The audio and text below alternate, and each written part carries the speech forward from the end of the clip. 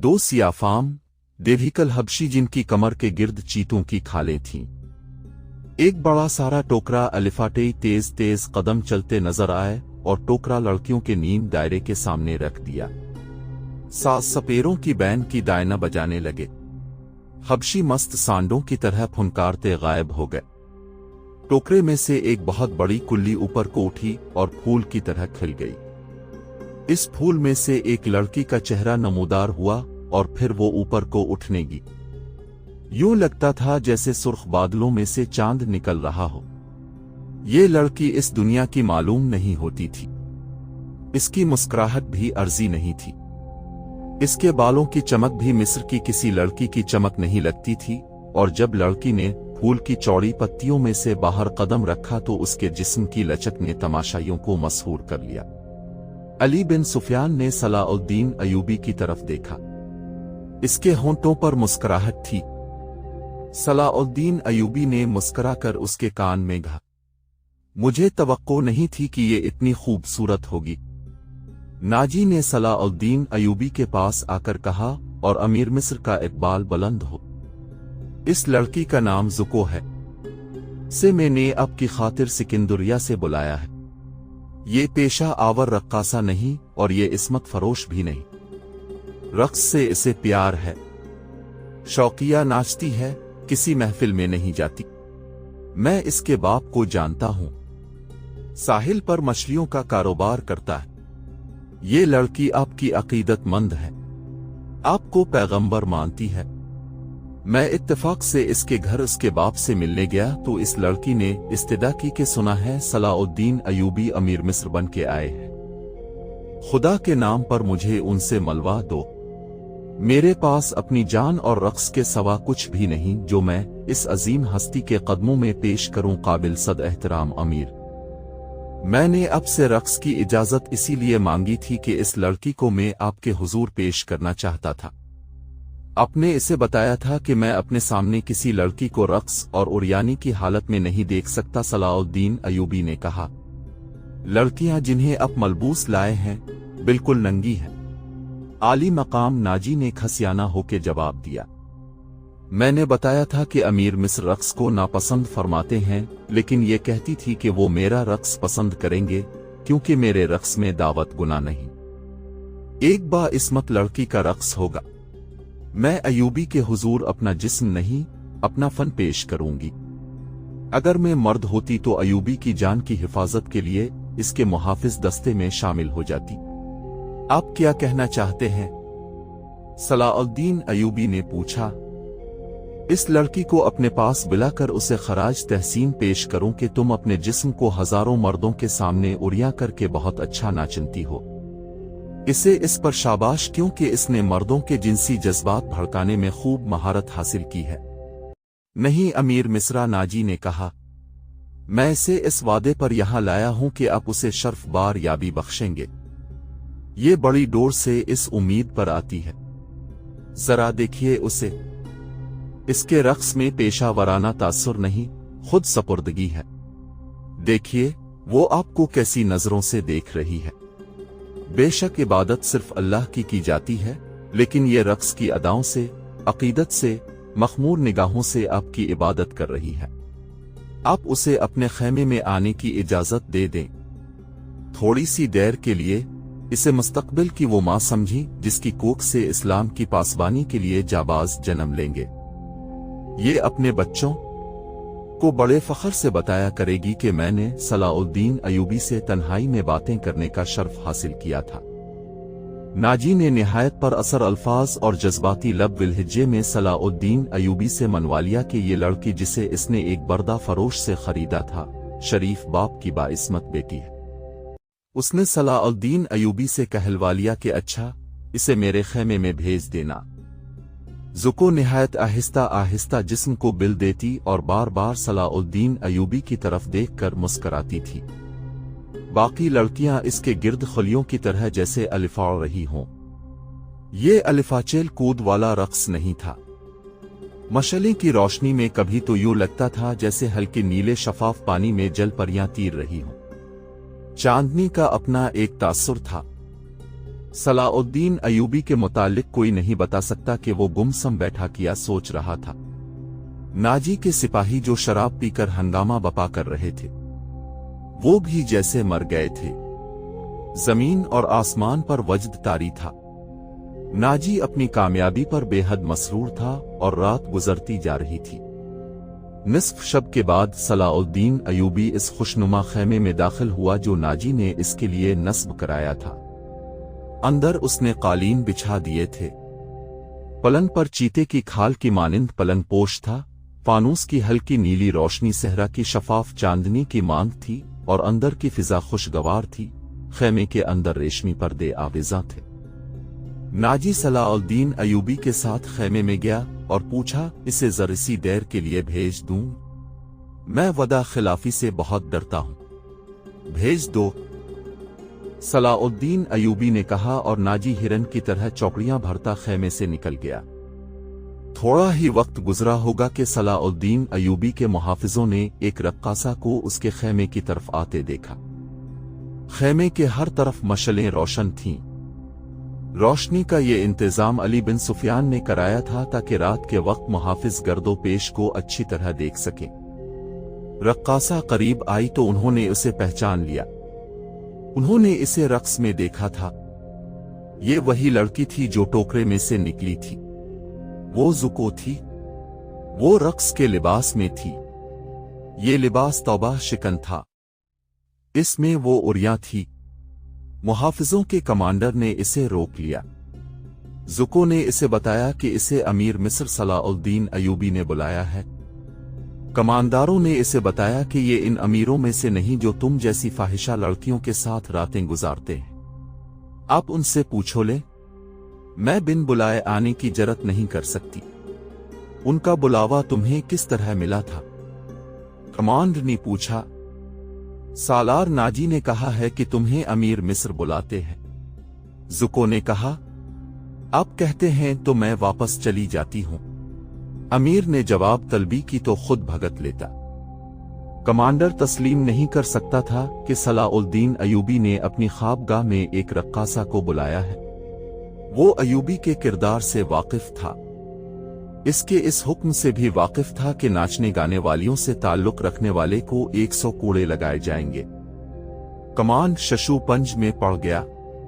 सोच सोच कर इसने जरत की और सलाउद्दीन अयूबी के खेमे में चला गया।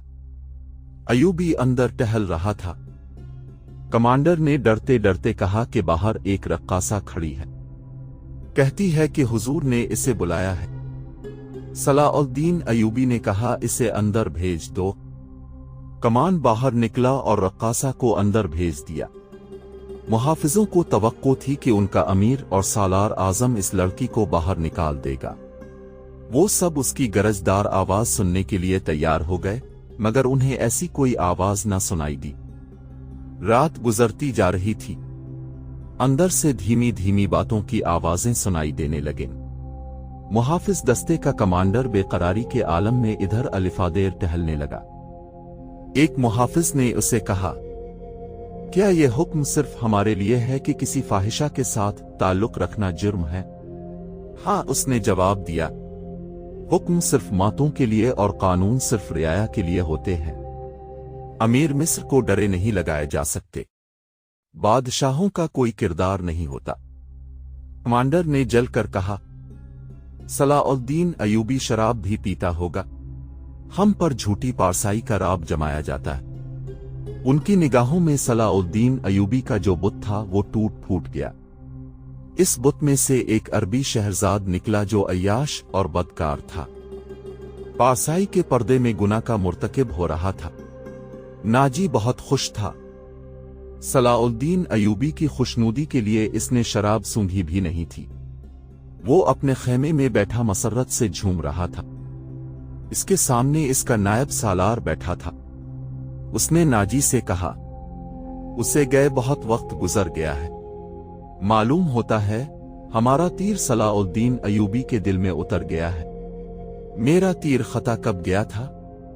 नाजी ने कहका लगाकर कहा, अगर ये तीर खता जाता तो फौरन यहीं लूट के हमारे पास आ जाता। तुम ठीक कहते थे। सालार ने कहा, जुको इंसान के रूप में तिलिस्म है। मालूम होता है कि ये लड़की हशीशियन के साथ रही है, वरना सलाउद्दीन अयूबी हाबित कभी ना तो सकती। मैंने इसे जो सबक दिए थे वो हशीशियन के कभी वहमो गुमान में भी ना आए होंगे। नाजी ने कहा, अब सलाउद्दीन अयूबी के हल्क से शराब उतारनी रह गई है। नाजी को बाहर कदमों की आहट सुनाई दी। वो दौड़कर बाहर गया। वो जुको नहीं थी, कोई सिपाही जा रहा था। नाजी ने डोर से सलाउद्दीन अयूबी के खैमे की तरफ देखा। पर्दे गिरे हुए थे और बाहर मुहाफिज खड़े थे। उसने अंदर जाकर नायब सिलर से कहा, मैं अब यकीन के साथ कह सकता हूं कि जुको ने बुत तोड़ डाला है। रात का आखिरी पहर था जब जुको सलाउद्दीन अयूबी के खैमे से निकली। नाजी के खैमे में जाने की बजाय वो दूसरी तरफ चली गई। रास्ते में एक आदमी खड़ा था जिसका जिस्म सर से पांव तक एक ही लिबादे में ढका हुआ था। उसने धीमी से आवाज में जुको को पुकारा। वो आदमी के पास चली गई। वो आदमी उसे एक खैमे में ले गया। बहुत देर बाद वो इस खैमे से निकली और नाजी के खैमे का रुख कर लिया। नाजी इस वक्त तक जाग रहा था और कई बार बाहर निकलकर सलाउद्दीन अयूबी के खैमे को देख चुका था कि जुको ने सलाउद्दीन अयूबी को फांस लिया है और इसे आसमान की बुलंदियों से घसीट करता नाजी की ज़हनियत की पस्तियों में ले आई है। नाजी ने कहा, रात तो गुजर गई है, वो अभी तक नहीं आई, वो अब आएगी भी नहीं। औरविश ने कहा, अमीर मिस्र उसे अपने साथ ले जाएगा।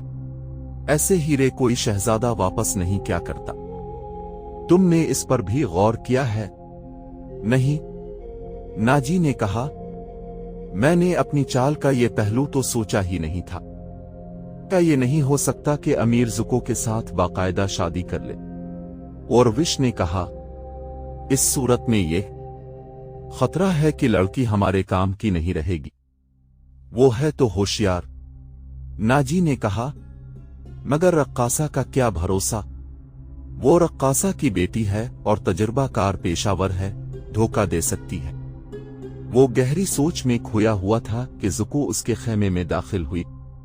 उसने हंस कर कहा, अपने अमीर के जिस्म का वजन करो और लाओ इतना सोना।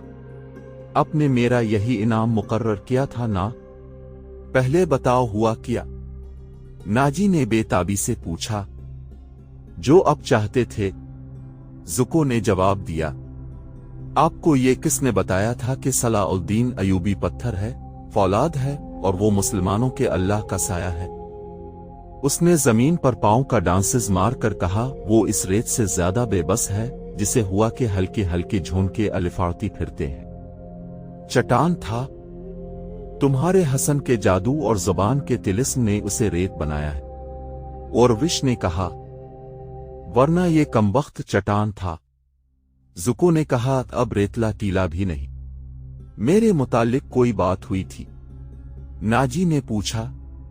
हां, जुको ने जवाब दिया। पूछता था नाजी कैसा आदमी है? मैंने जवाब दिया कि मिस्र में अगर किसी पर आपको एतमाद करना चाहिए तो वो सिर्फ नाजी है। उसने पूछा कि तुम किस तरह इसे जानती हो? मैंने कहा कि वो मेरे बाप के गहरे दोस्त हैं। हमारे घर गए थे और मेरे बाप से कहते थे कि मैं सलाउद्दीन अयूबी का गुलाम हूं। मुझे समंदर में कूदने का हुक्म देंगे तो कूद जाऊंगा। फिर उसने मुझसे पूछा कि तुम बाइस्मत लड़की हो? मैंने कहा कि मैं आपकी लौंडी हूं। आपका हर हुक्म सर आंखों पर। कहने लगा, कुछ देर मेरे पास बैठो। मैं इसके पास बैठ गई। फिर वो अगर पत्थर था तो मोम हो गया और मैंने मोम को अपने सांचे में ढाल लिया। इससे रुखसत होने लगी तो इसने मुझसे मुआफी मांगी। कहने लगा कि मैंने जिंदगी में पहला गुनाह किया है। मैंने कहा, ये गुनाह नहीं, अपने मेरे साथ धोखे नहीं किया, जबरदस्ती नहीं की, मुझे बादशाहों की तरह हुक्म देकर नहीं बुलाया। मैं खुद आई थी, फिर भी आऊंगी। लड़की ने हर एक बात इस तरह खुलकर सुनाई जिस तरह इसका जिस्म उरिया था। नाजी ने जोश मसरत से इसे अपने बाजुओं में ले लिया और औरविश जुको को खराज तहसीन और नाजी को मुबारकबाद पेश करके खैमे से निकल गया। सहरा की पुरस्रार रात की कोख से जिस सुबह ने जन्म लिया वो किसी भी सहराई सुबह से मुख्तलिफ नहीं थी, मगर इस सुबह के आजाली ने अपने तारीख सीने में एक राज छुपा लिया था जिसकी कीमत इस सल्तनत इस्लामिया जितनी थी जिसके क़याम और इस्तेहकाम का ख्वाब सलाउद्दीन अयूबी ने देखा और उसकी ताबीर का अज़्म लेकर जवान हुआ था। गुज़श्ता रात इस सहरा में जो वाक़या हुआ इसके दो पहलू थे। एक पहलू से सिर्फ नाजी और औरविश वाकिफ थे, दूसरे पहलू से सलाउद्दीन अयूबी का मुहाफिज दस्ता वाकिफ था और सलाउद्दीन अयूबी, इसका सुरागरसां और जासूस अली बिन सुफियान और ज़ुको तीन ऐसे अफराद थे जो इस वाक़या के दोनों पहलुओं से वाकिफ थे। सलाउद्दीन अयूबी और उसके स्टाफ को नाजी ने निहायत शान व शौकत और अकीदत मंदी से रुखसत किया।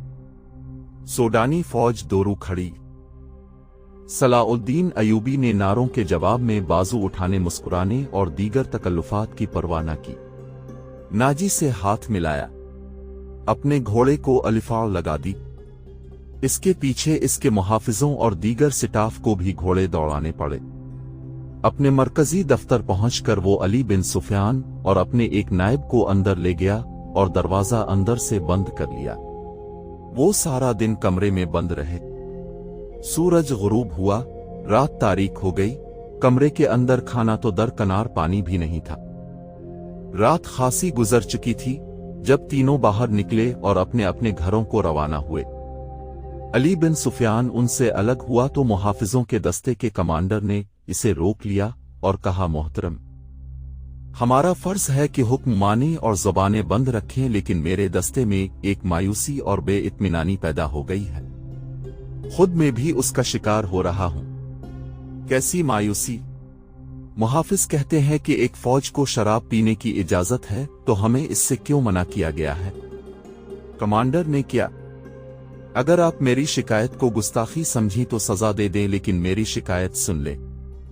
हम अपने अमीर को बरगुजीदा इंसान समझते थे और उस पर दिल ओ जान से फिदा थे, मगर रात इसके खेमे में एक रक्कासा थी। अली बिन सुफियान ने इसकी बात पूरी करते हुए कहा, तुमने कोई गुस्ताखी नहीं की। गुनाह अमीर करे या गुलाम, सजा में कोई फर्क नहीं। गुनाह बहरहाल गुनाह है। मैं तुम्हें यकीन दिलाता हूं कि रुकासा और अमीर मिस्र की खुफिया मुलाकात के साथ गुनाह का कोई ताल्लुक नहीं था। ये क्या था? अभी नहीं बताऊंगा। आहिस्ता आहिस्ता वक्त आने के साथ साथ तुम सबको मालूम हो जाएगा कि रात क्या हुआ था। उसने कमांडर के कंधे पर हाथ रखकर कहा, मेरी बात गौर से सुनो आमिर बन साले, तुम पुराने अस्करी हो, अच्छी तरह जानते हो कि फौज और फौज के सरबराहों के कुछ राज होते हैं जिनकी हिफाजत हम सब का फर्ज है। रक्कासा का अमीर मिस्र के खेमे में जाना भी एक राज है। अपने जानबाजों को किसी शक में ना पड़ने दो और किसी से जिक्र तक ना हो कि रात किया हुआ था। अली बिन सुफियान की काबिलियत और कारनामों से ये कमांडर आगाह था। मुतमईन हो गया और उसने अपने दस्ते के शकूक रफ कर दिए। अगले रोज सलाउद्दीन अयूबी दोपहर का खाना खा रहा था कि इसे इत्तला दी गई कि नाजी मिलने आया है। सलाउद्दीन अयूबी खाने से फारिग होकर नाजी से मिला। नाजी का चेहरा बता रहा था कि घबराया हुआ है और गुस्से में भी है। उसने हकलाने के लहजे में कहा, काबिल सद एहतराम अमीर, क्या ये हुक्म अपने जारी किया है कि सूडानी मुहाफिज फौज की 50,000 नफरी मिस्र की इस फौज में गम कर दी जाए जो हाल ही में तैयार हुई है? हाँ, नाजी सलाउद्दीन अयूबी ने तहम्मुल से जवाब दिया। मैंने कल सारा दिन और रात का कुछ हिस्सा सिर्फ करके और बड़ी गहरी सोच और विचार के बाद ये फैसला तहरीर किया है कि जिस फौज के तुम सालार हो उसे मिस्र की फौज में इस तरह मुदगम कर दिया जाए कि हर दस्ते में सोडानियों की नजरी सिर्फ 10% हो, और तुम्हें यह हुक्म भी मिल चुका होगा कि तुम अब इस फौज के सालार नहीं होगे, तुम फौज के मरकजी दफ्तर में आ जाओगे। आली मकाम नाजी ने कहा, मुझे किस जुर्म की सजा दी जा रही है? अगर तुम्हें यह फैसला पसंद नहीं तो फौज से अलग हो जाओ। सलाउद्दीन अयूबी ने कहा, मालूम होता है मेरे खिलाफ साजिश की गई है। नाजी ने कहा, आपके बुलंद दिमाग और गहरी नजर को छानबीन कर लेनी चाहिए। मरकज में मेरे बहुत से दुश्मन हैं, मेरे दोस्त। सलाउद्दीन अयूबी ने कहा, میں نے یہ فیصلہ صرف اس لیے کیا ہے کہ میری انتظامیہ اور فوج سے سازشوں کا خطرہ ہمیشہ کے لیے نکل جائے، اور میں نے یہ فیصلہ اس لیے کیا ہے کہ فوج میں کسی کا عہدہ کتنا ہی اونچا کیوں نہ ہو اور کوئی کتنا ہی عدم کیوں نہ ہو، وہ شراب نہ پیے، ہلڑ بازی نہ کرے اور فوجی جشنوں میں ناچ گانے نہ ہوں۔ لیکن عالیجا ناجی نے کہا، میں نے حضور سے اجازت لے لی تھی، اور میں نے شراب اور ناچ گانے کی اجازت صرف اس لیے دی تھی کہ اس فوج کو اس کی اصل حالت میں دیکھ سکوں جسے تم ملت اسلامیہ کی فوج کہتے ہو۔ میں 50,000 نفری کو برطرف نہیں کر سکتا۔ مصری فوج میں اسے مدغم کر کے اس کے کردار کو سدھار دوں گا، اور یہ بھی سن لو کہ ہم میں کوئی مصری، سوڈانی، شامی اور مجھی نہیں ہے، ہم مسلمان ہیں۔ امیر عالی مرتبت نے یہ تو سوچا ہوتا کہ میری حیثیت کیا رہ جائے گی جس کے تم اہل ہو۔ صلاح الدین ایوبی نے کہا، اپنے ماضی پر خود ہی نگاہ ڈالو، ضروری نہیں کہ اپنی کارستانیوں کی داستان مجھ سے سنو، فوراً کاغذات تیار کر کے میرے نائب کے حوالے کر دو، 7 دن کے اندر اندر میرے حکم کی تعمیل مکمل ہو جائے۔ ناجی کچھ کہنا چاہتا لیکن صلاح الدین ایوبی ملاقات کے کمرے سے نکل گیا۔ ناظرین، آج کے لیے اتنا ہی۔ ہماری ویڈیو سے اپ ڈیٹ رہنے کے لیے ہمارے اس چینل کو سبسکرائب کر کے نیچے موجود بیل آئیکن کو ضرور کلک کیجیے گا۔ آپ کے ساتھ انشاءاللہ جلد ملاقات ہوگی اسی کہانی کی نئی قسط کے ساتھ، تب تک کے لیے اپنا بہت سا خیال رکھیے گا۔ ہمارا اور آپ کا اللہ نگہبان۔